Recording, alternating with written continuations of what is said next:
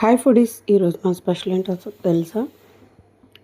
Fried rice అండి, egg fried rice. అయితే దానికోసం ముందుగా బియ్యం కడుక్కుని బియ్యాన్ని 1/4 కొంచెం పలుకుండే వరకు ఉడికించి, ఆ తర్వాత మనకు కావాల్సిన క్యారెట్, క్యాప్సికమ్, కరివేపాకు, పచ్చిమిర్చి, ఉల్లిపాయలు పొడవుగా చిల్లికల్లాగా సన్నగా చేసుకుంటాం. అవి కూడా వేగేటప్పుడు ఒక టిప్ చెప్తా. అదేంటంటే క్యారెట్ అవి ఉంటాయి కదా, బాగా బ్రౌన్ కలర్ వచ్చేలా కాకుండా అవి కూడా కొంచెం ఉడుకుండగానే బాగా మెత్తగా అవ్వకుండా చేసుకోవాలన్నమాట.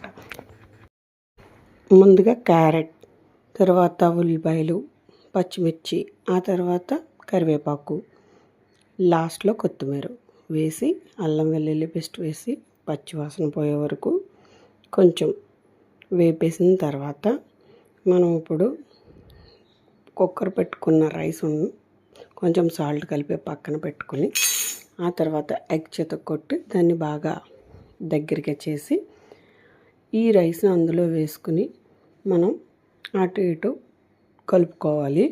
అయితే బాగా కలపకుండా కొంచెం చెక్క గరిటి అలాంటిది అయితే మనకు అన్నం విడిపోకుండా